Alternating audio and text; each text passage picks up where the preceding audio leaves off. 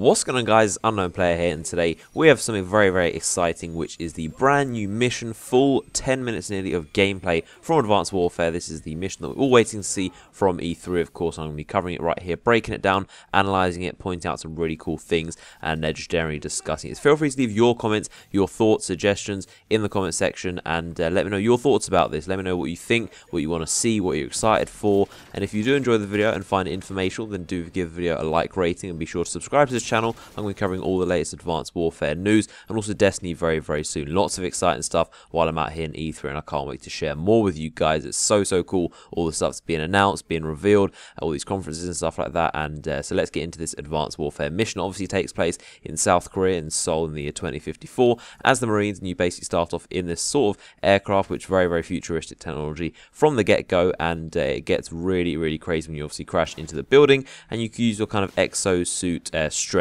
to open the door, and then immediately you start to you really do see the exosuit come into play and exactly how it works. You can see jumping from a very high height from the actual aircraft down onto this kind of destroyed building, and then the aircraft falls down after. You can see the graphics, and it's just absolutely beautiful. The fire, the sparks, everything, the distance of the actual skyscrapers and all that stuff looks amazing. And here is the first essential shot of gameplay with a weapon in your hands. The first thing you might notice is where is the heads-up display. This is actually a major change for Call of Duty, and they've actually decided to get rid of the heads-up display for the most part anyway, and this is just single player, so we don't know how the minimap, how the kill feed and stuff like that will be changed in multiplayer, because that would be pretty hard to put in some kind of heads-up display on your weapon. But as you can see, there's some sort of holographic ammo counter in front of your gun, and most of the stuff like that, the heads-up display, is displayed in that way. So that is a very kind of bold innovation from Sledgehammer Games. Completely get rid of the traditional heads-up. So we've had essentially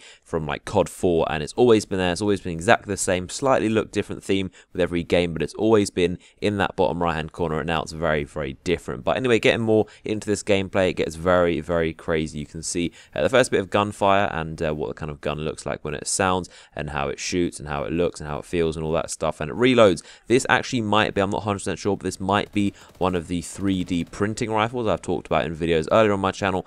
And essentially, instead of actual ammunition that you put into your weapon, you put in a liquid matter canister, and that starts printing ammunition for your weapon, and it's a very different way. And then we see another innovation of the exosuit, which is really crazy and tells a lot about what this game is going to be like. You jump from this huge height, and you are able to land because the hover ability of the exosuit, it basically softens the fall, and you can see this readout meter right here, which does seem to display some sort of energy of the exosuit and how much you can do.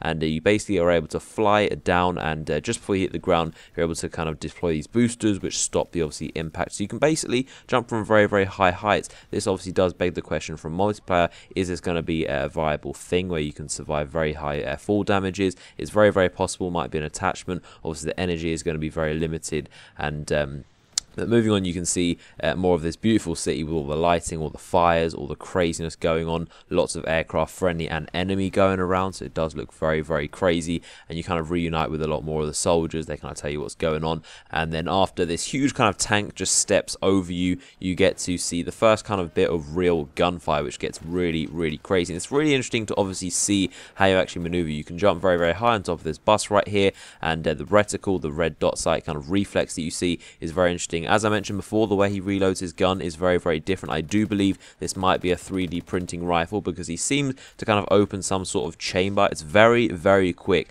probably about half the speed of a traditional reload, because as I said, you're not reloading ammo into it, you're just kind of like flipping a switch and you're putting some more liquid matter in, so you can print ammo right in front of your eyes and kind of like refill the weapon really quickly. So it's definitely an innovation on reloading. Obviously there will be traditional reloading weapons, but this is kind of like a new category, and it's very interesting. This is very strange. This is like a swarm of these drones, and it's very crazy. They look almost like kind of like piranhas in the ocean, the way they fly around, they swarm, and it's very interesting. You pick up the car door and kind of shelter yourself. Then we see a very cool innovation. This is essentially a variable grenade, which again I've talked about on my channel before, and it's something when you pull out your grenade, you can actually scroll through which type of grenade do you want to be. So you can see right here it says flash, and then it says EMP, and then he says threat. And what this actually does, he throws it and it eliminates all, or doesn't eliminate, it highlights all of the threats in the area. So it kind of shows you where all the enemies are, it shows them behind the walls. Again, interesting to see how this might relate to multiplayer, whether it will be like a very special grenade,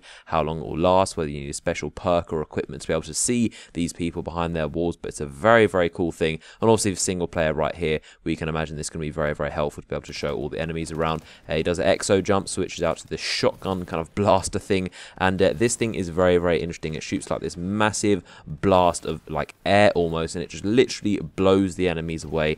And you can also see the kind of the side swiping in this game, and how you're able to use the exo kind of boost from your exo suit to boost from the side and be able to evade gunfire. That's a cool way to maneuver as well. And this shotgun looks absolutely crazy, and there's more kind of looks of this swarm. Here's an interesting kind of shield, which might possibly be like a portable riot shield in multiplayer. And the most interesting thing you can see here is this weapon. This is insanity right here. It is essentially one of the high energy kind of focused weapons, which shoots essentially laser beams, and it's very, very, very cool. Something you will never ever see in a Call of Duty previous to this, and I love this kind of innovation, this kind of random craziness, laser beams. It's just so much fun, and I absolutely cannot wait to see what multiplayer is going to be like. The state of that with laser beams and these exosuits, it's definitely different, and it's going to be very refreshing to be able to see what they do, how they balance it, how competitive esports works with this. And again, he pulls out another one of these kind of variable grenades that you can see the difference between like the frag and the EMP and all these different type modes.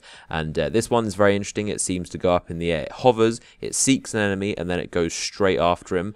And again, that might be kind of like the standard grenade. Maybe there isn't a normal EMP grenade or whatever. Maybe there is just like this one variable grenade, and you choose while it's in your hand what grenade you want it to be while it throws out. And then there's kind of more of an emotional kind of scene with the story mode. One of the characters unfortunately gets his arm trapped inside this aircraft that he had just put an explosive in, and he unfortunately perishes, and you get to see that. And then also, in addition to that, you see a massive piece of shrapnel that has gone into you, and later on you find out that as you get dragged away, your arm is also been chopped off, which is very, very crazy. This is set in 2054, so this might be slightly telling of the story mode. If your arm gets chopped off in 2054, maybe a few years later you might have a bionic arm, and it's very interesting to see how this could develop and what's going to happen with that. But this has been a little look at the Advanced Warfare, kind of a breakdown analysis of some of the really interesting stuff. Let me know what sticks out to you and what you're thinking about this Advanced Warfare trailer. It looks absolutely insane in my opinion.